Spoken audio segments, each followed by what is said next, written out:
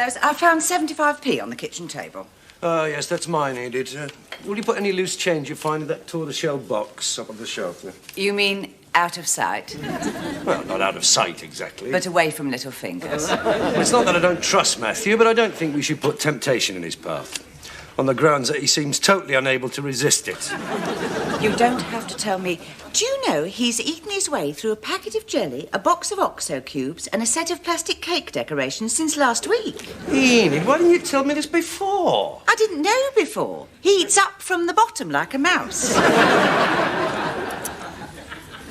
Did you say the tortoiseshell box? Yes, put it to the rest.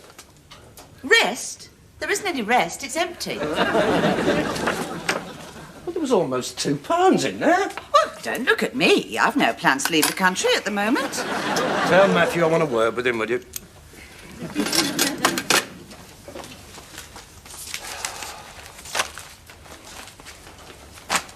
Yes? I seem to have lost £2 in change. You haven't seen it, have you? No, but I do wish you wouldn't leave change lying around, Dad. Why? Because if it disappears, I'm going to fall under suspicion. That's right. You can catch me leaving money lying around. Yeah, that's what worries me. I see.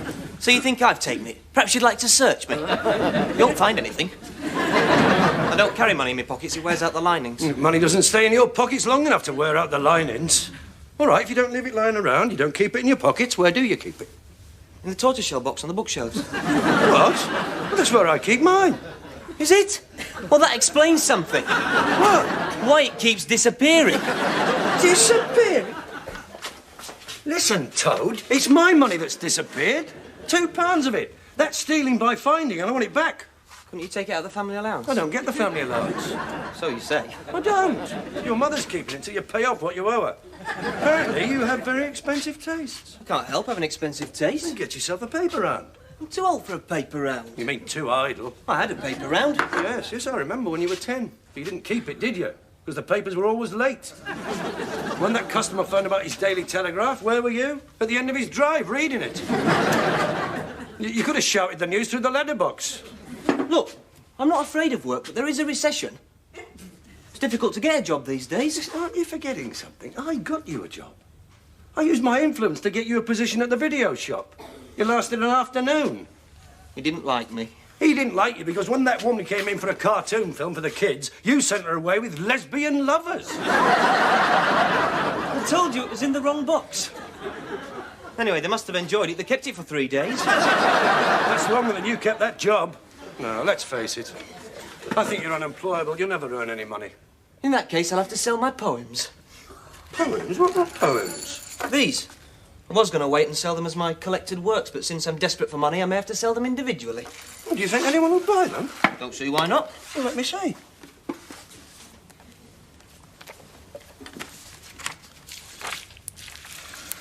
Watching for a reason, waiting for a cause. We need someone to follow when the leader falls. Not bad, is it? Well, at least it rhymes. Go on. Moving in to rip his flesh, tearing out his heart, removing all meaning. Blind hate means nothing at all. Right. Blind hate means nothing at all? Yep. Well, that's longer than the other lines, and it doesn't rhyme. That's intentional. Intentional? That line's being dragged behind like a bad leg. And what does it mean? Blind hate means nothing at all. Well, neither does this verse. No one's going to buy this rubbish. You don't like it? Well, it's hardly I wandered lonely as a cloud, is it? In fact, it confirms what I've always thought. What's that? You've got a sick mind. Now, if you'll excuse me, I do have a job to go to. Yeah?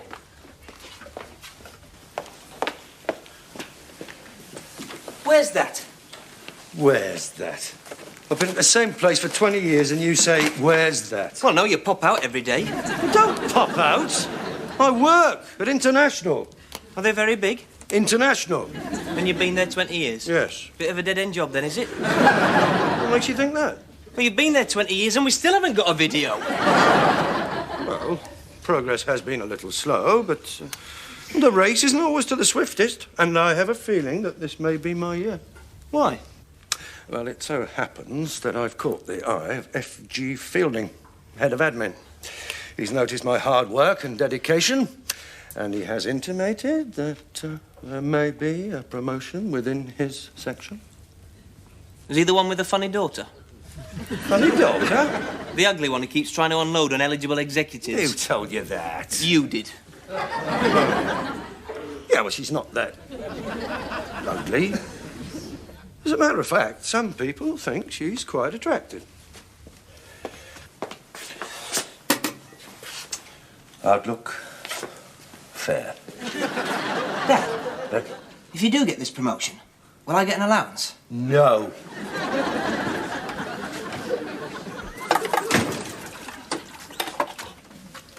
Oh, I didn't expect you at this time. Would you like some lunch? No, I just wanted to word with Matthew. Where's the barometer? It's gone. Yes, I can see it's gone. Where is it? I'm not saying where it's gone or who's had it, but just watch my eyes.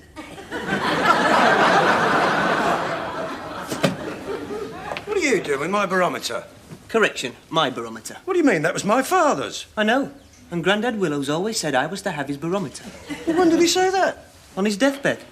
He put a trembling hand on mine and he said, Matthew, you're the firstborn of my firstborn, and I want you to have my barometer. He never talked like that. He did on his deathbed. He said, when I'm dead and gone, you'll be able to tap this barometer and see what the day's going to be like. I'll tell you what it's going to be like. Bloody stormy if he doesn't go back on that wall. And when you do, it'll remind you of me. Because we always looked at that barometer together. Who said that? Old Grandad Willows. Yeah. Nice old man. Salt of the earth. What are you going to do with it? Sell it. Sell it? I thought it had sentimental value. You don't understand. I'm desperate for money. You've forgotten what it's like to be broke. All right. What is it this time? Something to further my career, as a matter of fact. To help me earn a living. Oh, why didn't you say? I'm always prepared to help you in your career, you know that. Well, what is it? Textbooks? Course fees? No. It's an electric guitar. Oh, no. I'm forming a group. Who with? Mrs. Thompson? I don't see any group. It's not formed yet. And it's not going to be either, not round here. But, Dad, I could make a lot of money. Why not? Because I can think of one grave disadvantage. You're tone deaf. It'll take you a year to tune it. But, Dad... I am not giving you money to buy an electric guitar, and that's final. All right, let me earn it. I'll clean the house. I'll hoover and dust. No. Why not? Anyone can do that. How much do you pay E.T.? $1.50 an hour. But we're in the second round of pay talks. I'll do it for £1, and I won't drop things. I see. Any fool can do my job, is that it? The fact that I work my fingers to the bone and never get a word of thanks? The fact that I arrive home drained of energy, looking like a piece of chewed string? That doesn't matter, does it? I'm just a woman. I don't count. Enid. Excuse me. I'm just going to run my wrists under the cold tap. Now you've done it. There's going to be tears in the semolina again. Get your coat. Where are we going? To the job centre.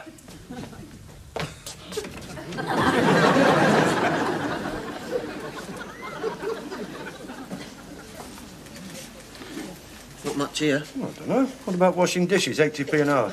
I don't fancy that. Not washing dishes. What's the matter, Frank? You might get red hands. No, it's just not very stimulating. I'll see what's on the other side. Can I help you? Yes, have you got any part-time work? Any special skills?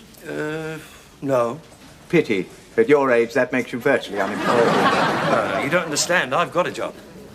Have you? Really? Where? At International. Nothing going there, I suppose. I don't know. Is there someone you want us to see? Yes, me. I'm fed up with this job. All day long I'm shuffling these cards and nobody will take one. And then you come in wanting a night job. No, it isn't for me. It's for my... It's for my...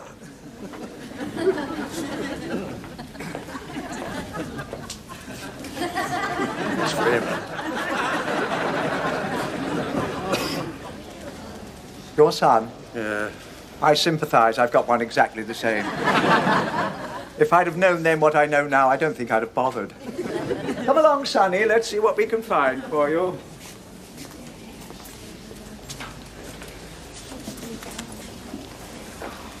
Ah, now here's one.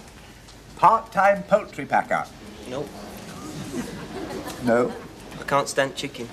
You're going to pack them, not eat them. No, I couldn't bear to handle them. What about this one? Rubbing down horses for the hunt. £1 an hour? No, No? I'm against blood sports. Well, then, what about this one?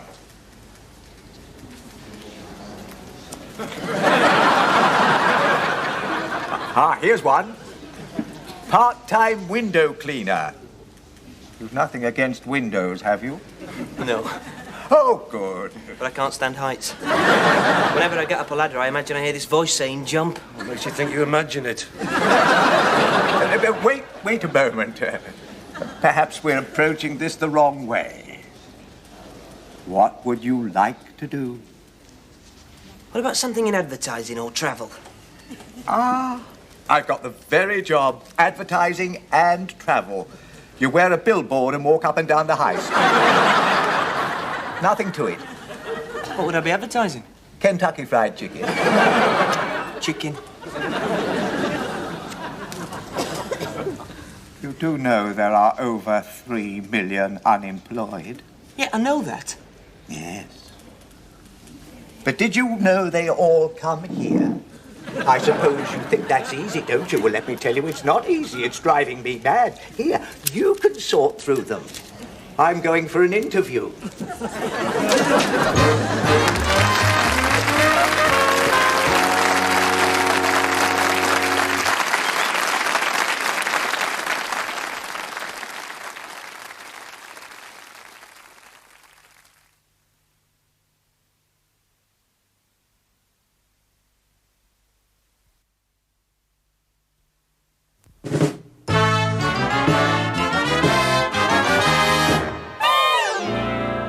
Well, wish me luck.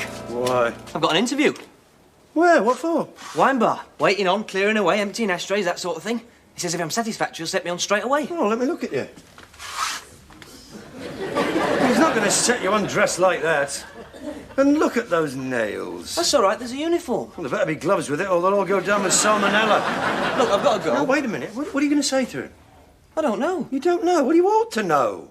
I don't know he's going to ask. You should be prepared for anything. Now, come here. Come here, sit down. Now, I'm doing the interview. Imagine I'm F.G. Fielding. Now, he's very good at interviews, very searching. Why do you want this job? For the money. Well, that's your first mistake. Don't mention money. It's a delicate subject. Keep off it. But it's the truth. We're not dealing with the truth. We're dealing with interview technique. Dull queues are full of people who tell the truth. Do you have any special skills?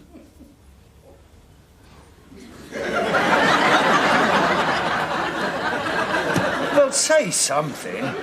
No, but I don't think you need any special skills for this job. Oh, that's great, isn't it? You've just told this bloke who's probably been in the trade all his life that he's got no special skills. Cigarette? Oh, thanks. Don't take it. Why not? Could be a trap. Just say you do smoke, but only occasionally and never near food. Drink? No, thank you. Oh, come on, Matthew. The bloke's just offered you a drink. There's no need to be antisocial. Oh, thanks.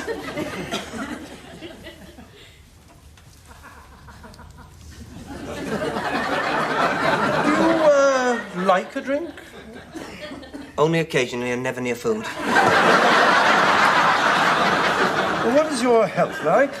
Fine. Good. At the moment. Just got over glandular fever and I still get these blinding headaches, but apart from... Wait a minute. You just said your health was good. You sound like a physical wreck. In fact, you're making a very bad impression. I wouldn't give you a job, and neither would F.G. Fielding. Not the way you're conducting yourself. You've got to sell yourself, Matthew. It's all right for you. You've got a job. Well, that doesn't make any difference. I have to sell myself every day. You mean to F.G. Fielding? What are you getting at? Well, all this week it's been F.G. Fielding this and F.G. Fielding that. All of a sudden he's wonderful. Even his daughter's blooming. But I don't call that selling yourself, I call that crawling. I do not crawl. You're a yes man. I'm not. But you wouldn't disagree with him, would you? Well, I would if it was a matter of principle. Principle? If F.G. Fielding said it was a nice day, you'd agree with him, even if it was peeing it down. What did you say? Well, I'm not a yes man. I'll get that job on merit. I'm not asking any favours. A fair day's pay for a fair day's work, that's all I ask. I'm not selling my soul. I bow to no man. I value my independence too much.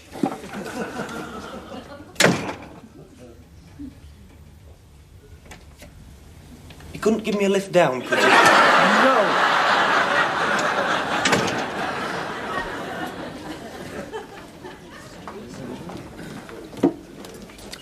Nice place, FG. Yes, I usually drop in here at lunchtime. Good service, tolerable house wine, and we won't be disturbed. Give us a chance to have a quiet chat about the future. Know what I mean, Henry? I think so, FG. I've been watching you, Henry, and I like what I've seen. Thank you. Yes, the way you're...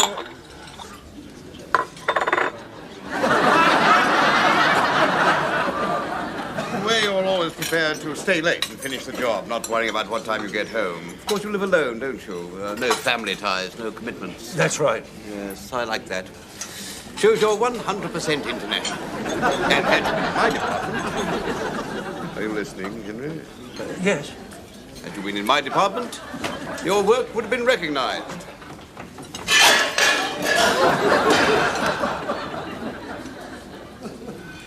Well, of course, you've always been under Clark. What do you think of Clark?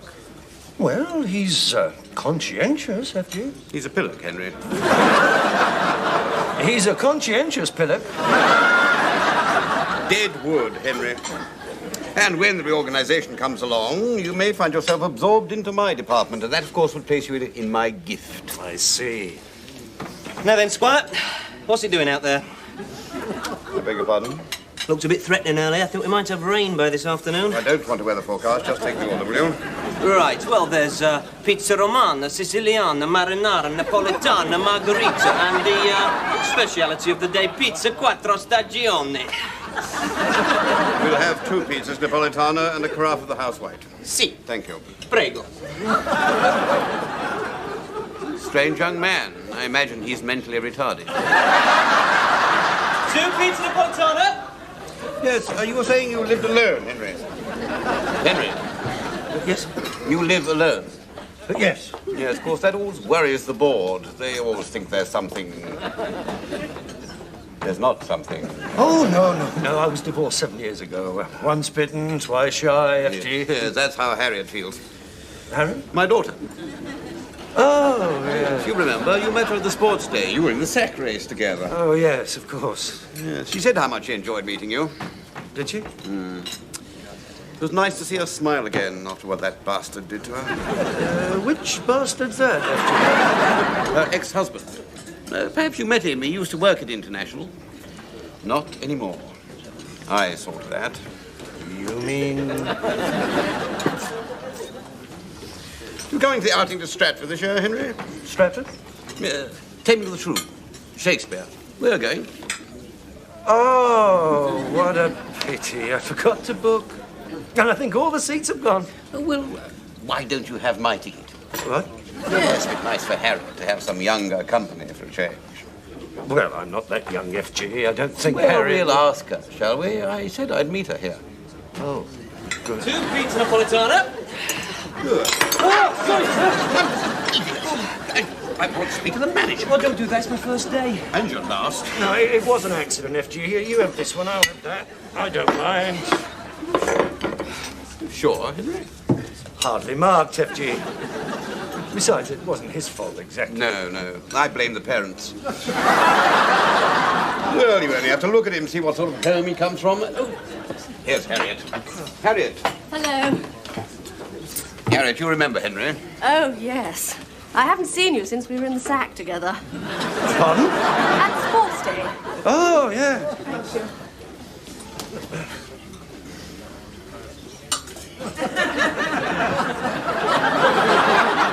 Signorina. Oh, no. It was far too expensive to leave lying around. Oh, I didn't know it was real.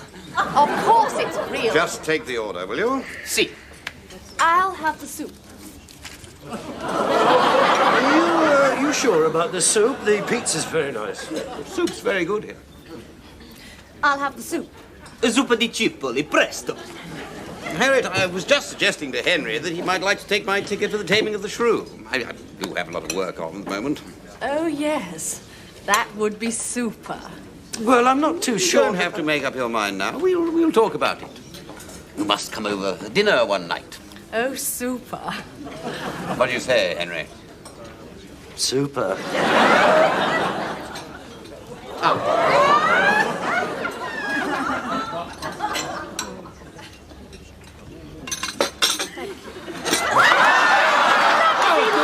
It's all over my fur. It'll have to be cleaned. Look, don't worry, I'll get it clean. Well, it's not your responsibility, Henry. Oh, yes, it is. You see, he's my... He's my son. What? Yes, and like me, he's been a little too eager to please. Just send the bill to me, Harriet. Oh, and this is for the meal. Keep the change. Grazie. I mean, thanks, Dad. Well, I better be going. I've got a great deal of work on at the moment. Oh, and I think we'd better forget the Taming of the Shrew. I've been through all that. Don't fancy it again.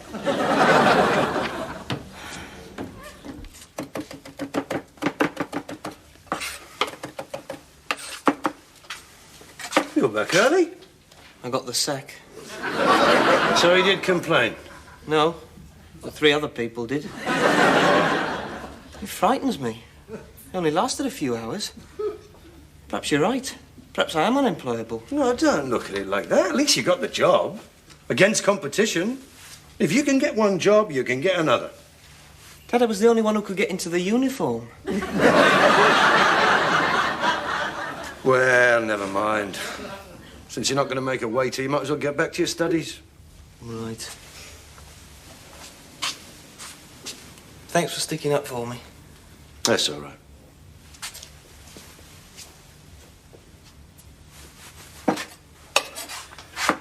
Oh, Mr. Willows, I found some change. Where do I put it? Put it in the music box on the top shelf behind the vase. There's a secret compartment under the lid. Aren't we going to a lot of trouble? Do it, Enid, if you don't want to be deafened by an electric guitar. The small music box. Well, that's where I'm putting it at the moment. The one that plays Little Brown Jug. You won't think of looking there. Oh, you'll need a chair. Oh, and make sure he's out of the room. We don't